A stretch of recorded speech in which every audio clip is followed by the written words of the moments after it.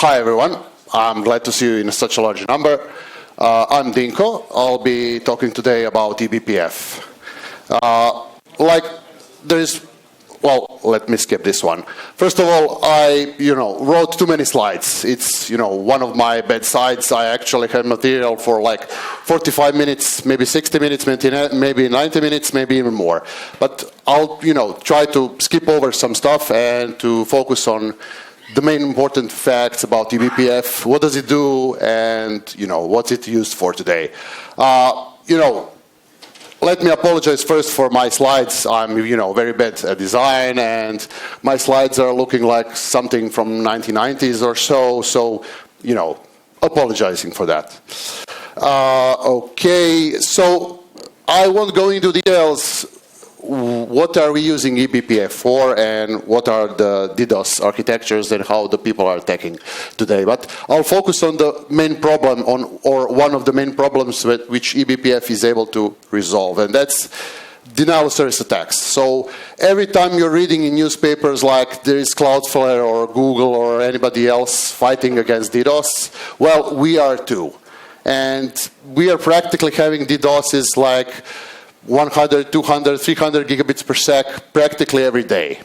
And we were, we had ourselves in a situation where we have to fight off that DDoS attack, we have to survive, we have to protect our clients, we have to protect our CDN, and obviously we also have to, survive financially, because all that hardware which is able to protect you from a variety of today's saturation and volumetric attacks is incredibly expensive. Now, in the old days, when people were DDoSing each other, they were DDoSing for, I don't know, to be able to take over some forum, to be able to take over interrelated chat servers, and so on. Today, it's something else entirely. DDoSes are used for blackmailing, for financial purposes, for political gain in Russia-Ukraine war, and everybody practically is using DDoSes for some kind of financial gain. Now, to be able to, I won't really cover details of DDoS attacks and what classifications we have. I'll just, focus on the volume, and that's one of the big problems. 10 years ago, variety of home automation devices, IoT devices, home appliances, routers were used for DDoS attacks. And obviously, the volume was, adequate for that age, but nowadays, people are using VMs and spawning VMs in incredibly large numbers and are able to generate DDoSes which are incredibly hard to fight against.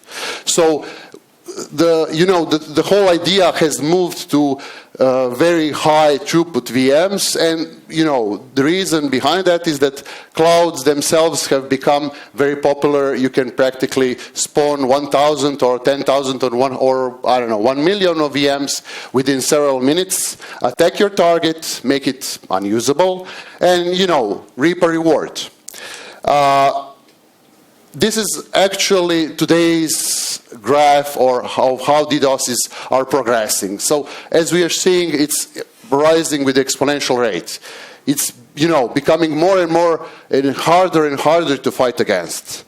And when we are talking about the equipment which is able to protect you, we are talking about millions of either euros or USD per each data center. So currently we have like 20, so in a range of 20 data centers, and imagine having at least 2 of these devices in each data center.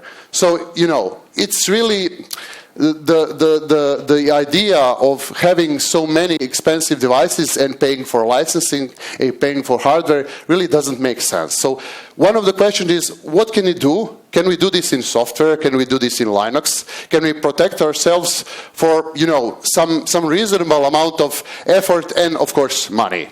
And to make things worse, DDoS attacks are incredibly cheap for attackers. You can go to darknet, you can go to dark forums, you can order someone to attack your target for a very little amount of money. So look at the difference between equipment and the attacks themselves. It really doesn't make sense. So what can we do? How can we, fight against that? First of all, There are several ways about it. So let's imagine you have a team of incredibly skillful Linux kernel hackers. We do have them. And one of the problems with that is, well, they are able to, write a Linux kernel module which is able to detect fingerprint and, help you fight against DDoS attacks. But the problem is, you have to support that across multiple Linux kernel versions, multiple distributions, and over years. So let's imagine you have 4-something kernel, 5-something kernel, 6-something kernel. You have Ubuntu's, you have Debian's, you have, I don't know, Red Hat, SUSE's, or something like that. So it really takes a lot of effort to cover all that kernel versions and, their differences as well.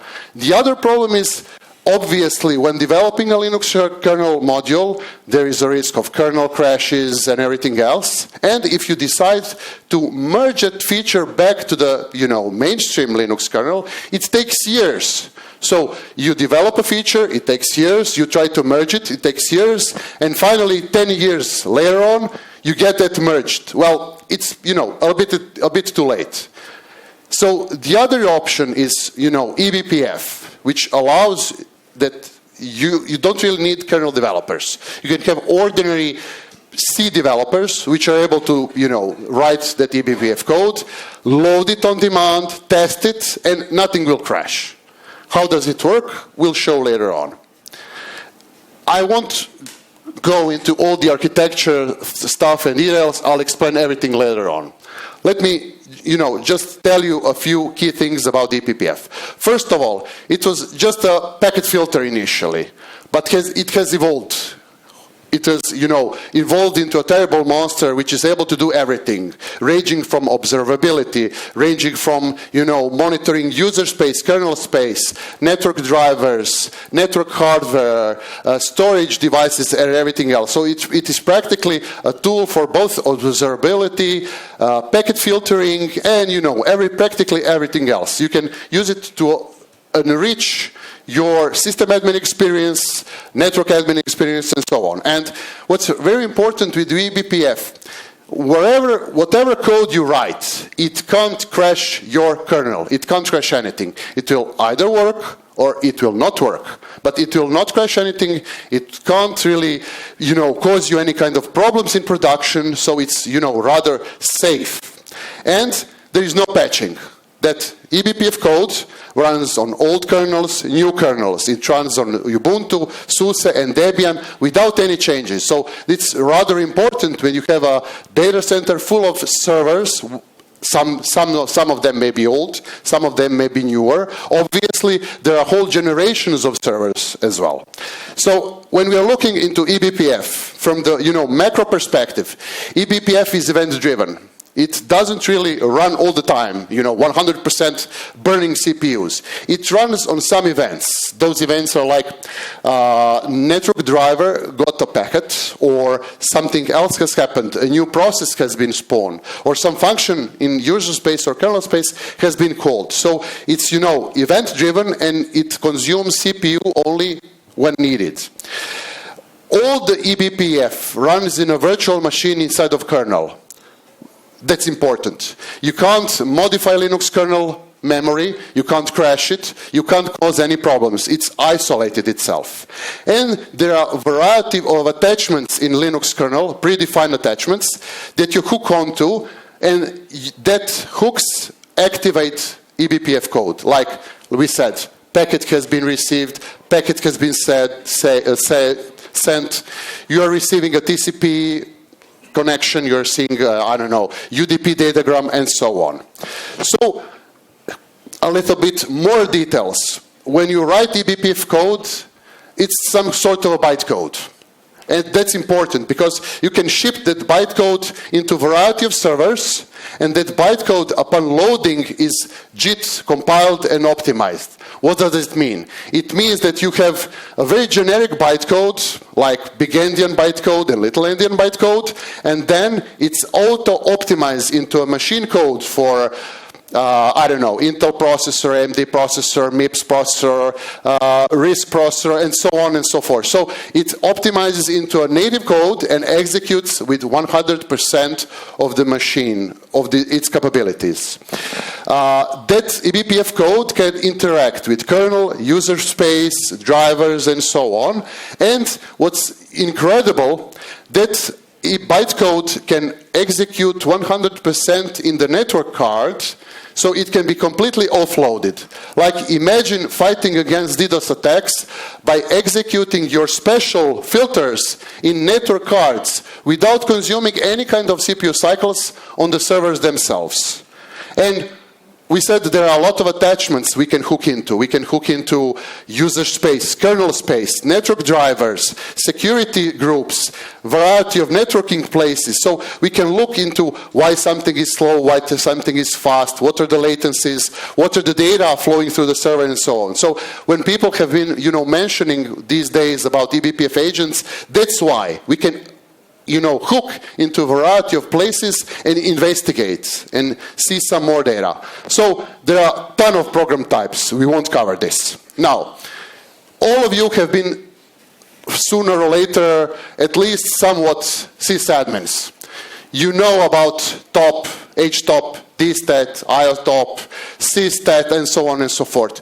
But those tools are, tools from the 80s, tools from the 90s. They don't give you enough insight. Sometimes when MySQL is slow, we want to know data patterns on what's slow, what storage, is the storage slow, what are the read patterns, how much data are we reading, how much does it take, what are the latencies, what is the access pattern. And there are a ton of tools that Brent and Greg, working for Intel and for Netflix, has been written. All of those tools in red are tools that you don't know enough about. Those are eBPF tools, which interact with kernel, with user space, with NVMe drives, with GPUs. They tell you a lot more because they're able to investigate data from Linux kernel and tell you what's going on inside, because you're usually seeing the effect, not the root cause.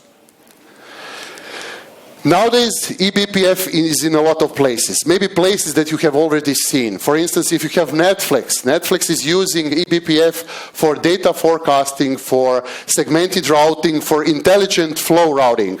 Cloudflare is using eBPF in a lot of places. They have a layer 4 eBPF-based layer 4 eBPF-based load balancer. They also have some sort of a special UDP load balancer which is able to route UDP datagrams from one server to another, from one process to another, and so on. Well, there are a lot of tools that you are today using, including Cilium, for instance.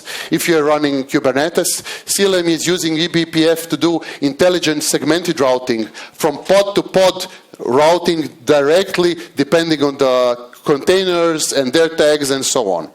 So what's important with eBPF and why does it work so well with clouds and Kubernetes and Docker? Because it runs in the kernel, it sees everything. It sees all the traffic, all the containers, all the ports, all the processes, everything. So nothing is hidden. There are C groups, but eBPF sees everything. And it's able to monitor, observe, trace, give you extra data. So when you're working with Kubernetes, when you want to observe something, you want to log something, you want to add some kind of functionality. Usually, you need a sidecar, you need to configure it with YAML, you need to restart the services. Well, with eBPF, it's not that. With eBPF, you attach it dynamically. Nothing is rebooted or restarted. You get all the data you want. You unload the eBPF code, and everything is fine. You haven't restarted anything. You haven't impacted everything. You're practically able to see into everything. Now, eBPF is sadly evolving very fast. It's both good and bad, because obviously when you want all the features of eBPF, you want the latest kernel. Because, for something we got, traffic control, then we got XDP, and so on and so forth. So you usually want the latest kernel if it's possible. Now, how the all the workflow and deployment and developing eBPF works. First of all, eBPF code is usually in C, 99%. It's also possible to write it in Rust, but with Rust there are some, other specific details, like the syntax is rather hard, the learning curve is rather steep, so people are usually using C because it's, easy enough. That C code is compiled into bytecode using BPF compiler tools, and that bytecode can be distributed. Like we said, it runs on all kernels. It runs on old, new, different kernels from Red Hat, Ubuntu, Debian, and so on. So it's great. You ship your bytecode and it works everywhere. When the kernel is loading that bytecode, it's,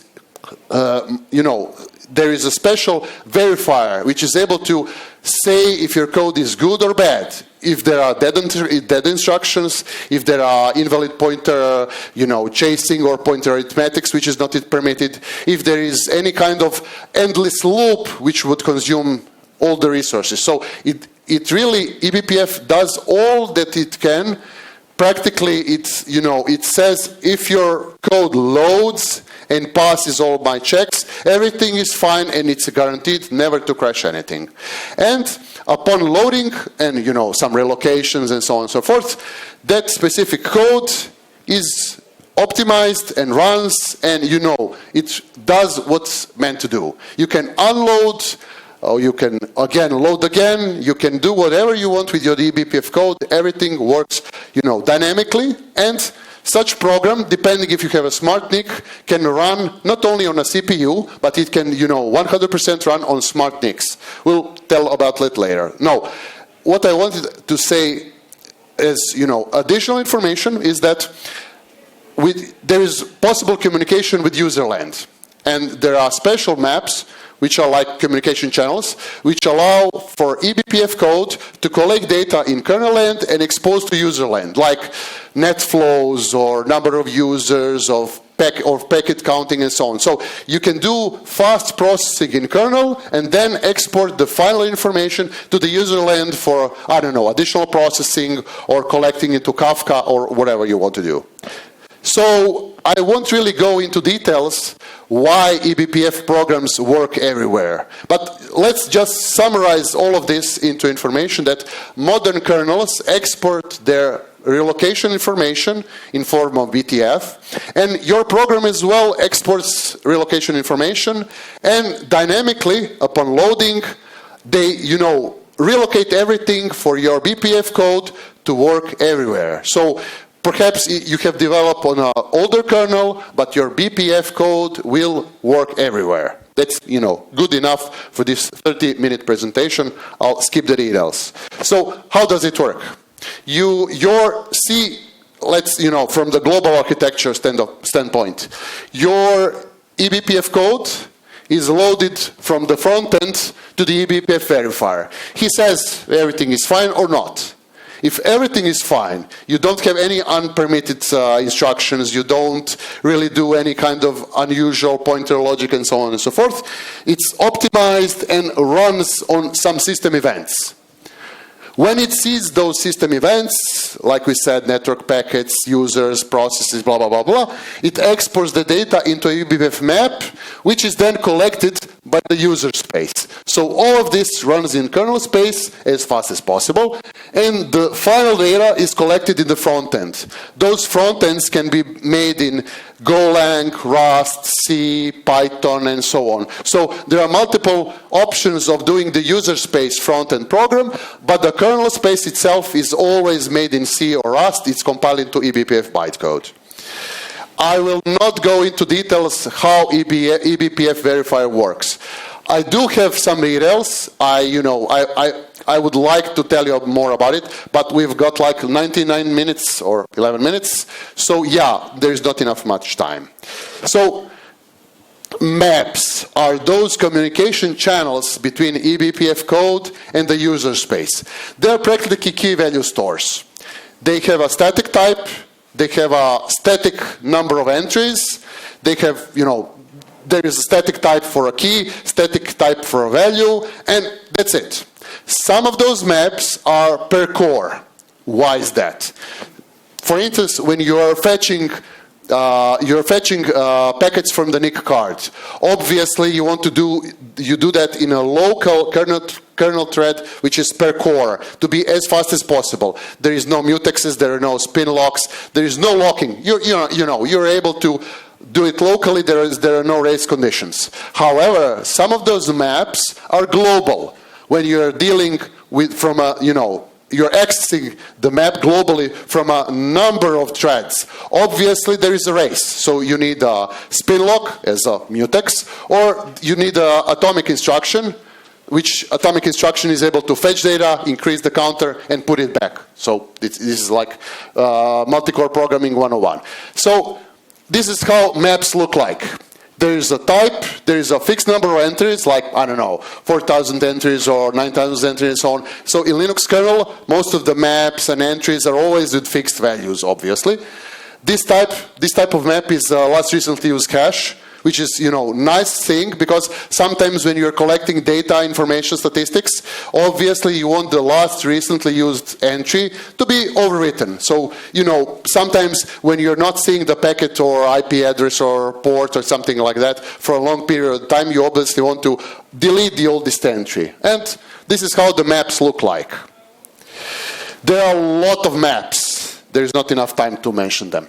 There are a lot of helpers. So, when you're working with a number of things like VLANs or checksums or I don't know any kind of let's say data with the random numbers or something like that, you need a variety of eBPF helpers. There are hundreds, thousands of them maybe. Obviously, you're not able to use them if you're not using eBPF with a GPL license.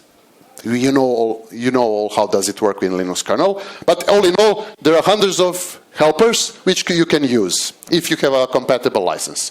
As we said, frontends, the user space programs can be in C, Rust, Golang, Python, and so on and so forth. eBPF programs are in C and Rust, which is, I usually use Golang because of the simple, reasons, because when you are writing eBPF program, you can encase everything in a single binary with Golang. First of all, the Golang binaries, user space binaries, are statically linked, so they work. The same binary works on every distribution out there. Second, you can embed eBPF code into the binary itself. Again, everything is enclosed in one single binary and works everywhere. This is how practically a lot of companies now do this. VMware does it the same way in VMware EDR. Datadog is using it like that. So Golang is a very nice solution for embedding everything in a single binary. Okay, we have 7 minutes. That's plenty enough to mention network and everything else. So first of all, networking stack in Linux kernel is rather complicated. And what's very important to realize is that when you're moving from hardware to the applications, this is getting slower and slower and slower. So latencies are terrible there up there and fine down there. So here we have nanoseconds. Here we have let's say microseconds, and then we're moving up and getting slower and slower. So when we are collecting the data, when we are doing any kind of analysis, we want to do this as low as possible, maybe in a hook in a NIC driver. And this is where eBPF comes in handy, because there is an express data path, so-called XDP, which is able to, your eBPF code can hook into NIC driver directly and do the processing before the Linux, before the kernel, before the networking stack. So this is where latencies of 50 to 150 nanoseconds are. When we are moving into the start of the networking stack, we have moved an order of magnitude of latencies. We have moved into microseconds. So imagine the fact that when you're filtering any kind of attack with IP tables, you're usually seeing the latencies of 200 microseconds. So obviously, that's, IP tables are not going to work for 100 gigabits traffic. Obviously, you need a dedicated hardware or eBPF code. So, as we said, in the eBPF code, there are two most important networking hooks. traffic control, and express data path.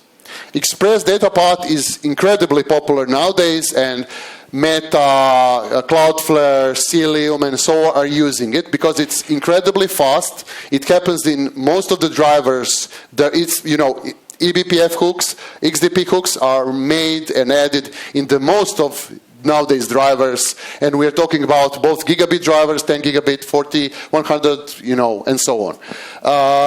It's fast, it's cheap, it has low CPU usage, it scales with number of cores. So it's great, you can filter the data there, and all of the networking stack remains normal. What does it mean?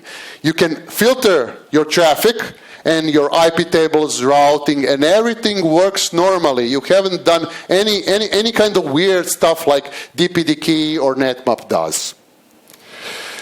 There are three models of how XDP works. We really want to use native and offloaded. Native is when the XDP support has been added. So Mellanox, Intel, and most popular drivers now have direct support for XDP. You attach your eBPF code, it works wire speed with NIC practically delivering the traffic into your eBPF program, and it works, filters data, scrubs data, and so on. So we in HAProxy have hundreds of cheap machines per each data center. We are using XDP to scrub the data, protect our customers, and ship the data back to customers and regular servers. So we have hundreds of cheap supermicros equipped with 40 gig and 100 gig cards, and it's incredibly cheaper than all of those expensive machines from Cisco and I don't know who else, which I've shown you earlier. So it's, there is very simple things that you can do,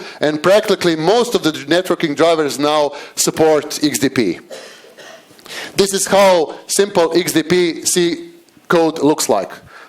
It may be a little bit involved in the beginning, but it's really not. So this is the XDP section. It says practically this is the XDP code below that. So that's some kind of XDP code.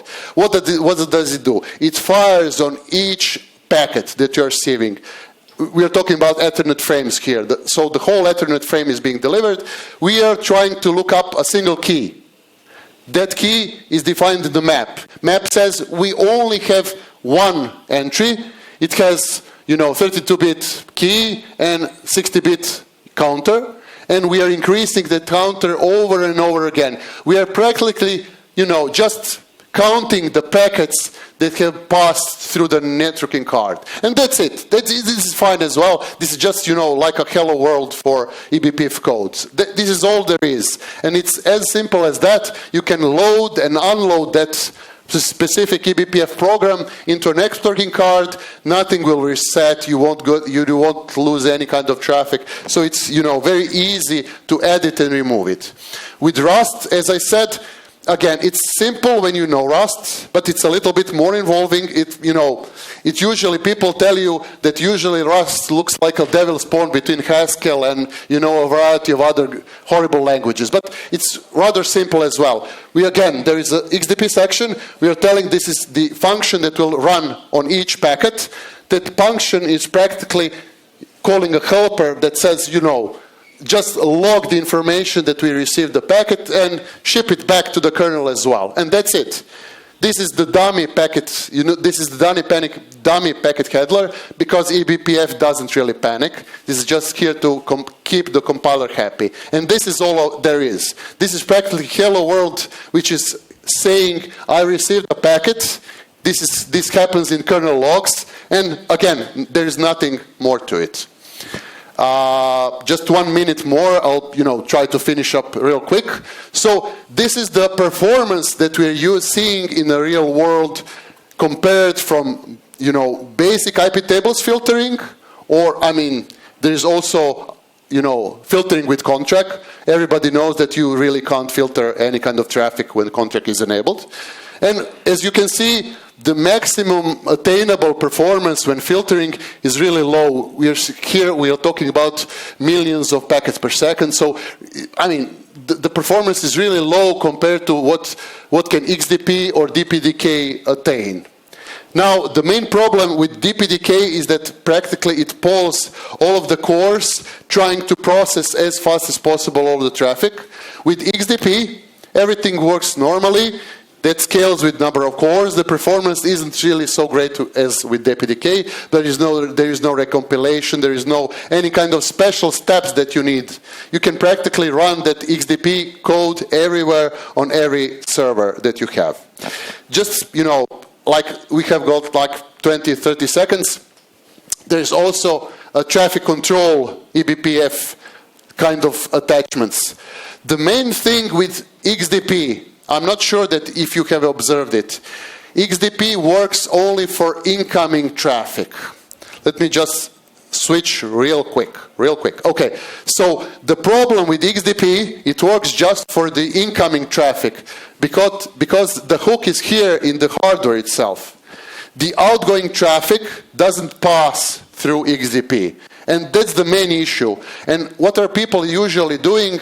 Incoming traffic gets filtered by XDP, outgoing traffic gets filtered by traffic control. Because traffic control, as you can see, is happening in the Linux networking stack, at the bottom of it.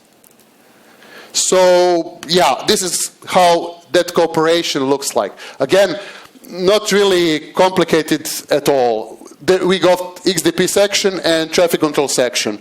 Both of them can practically use the same functions if you have written them nice enough. And in this case, we are processing both packets, both Ethernet frames, one in XDP and one in traffic control.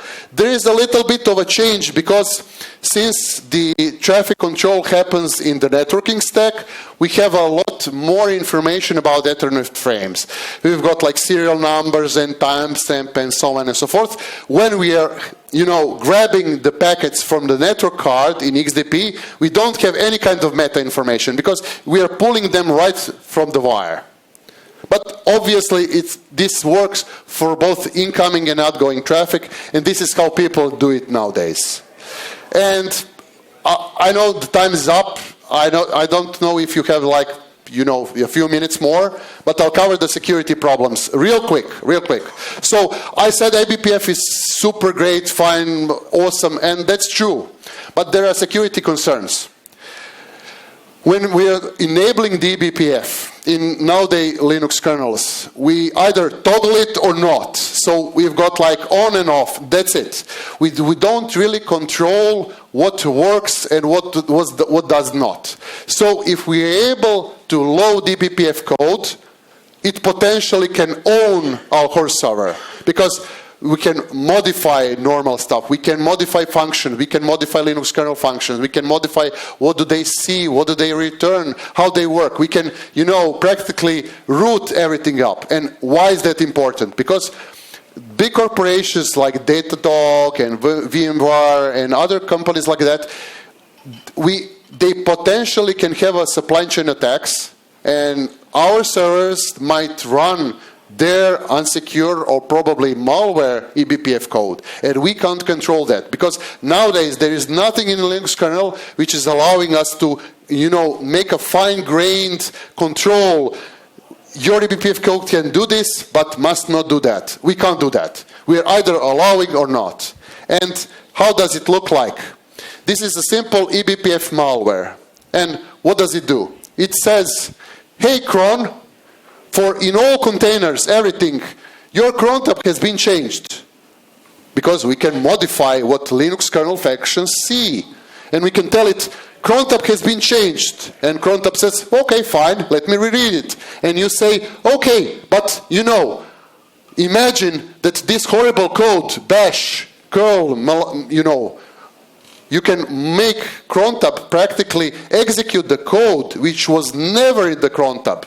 Because you can fake the return codes, you can fake what kernel functions see, and you can practically fool any kind of user space program or any kind of kernel process into thinking that there is something which really wasn't there. So practically with 10 lines of eBPF code, you can hack any kind of container if you want to. And that's not just all. Imagine having Kubernetes operators in your Kubernetes. those operators have a lot of, a lot of security tokens, a lot of security access in your Kubernetes operating system, Kubernetes cluster. And having eBPF code, you can just read all of those tokens, all of those security information, because you have access everywhere. And you can spawn a whole new Kubernetes cluster. You can do whatever you want to. You can spawn new containers. So practically, if you have access to eBPF, you have access to everything. And why I mention all of this? Because people deploy Kubernetes unsafely. People deploy Docker containers unsafely. People give them, all privileges. People run Dockers with, privilege flag. People run Docker with, cap sysadmin. Why do they do that?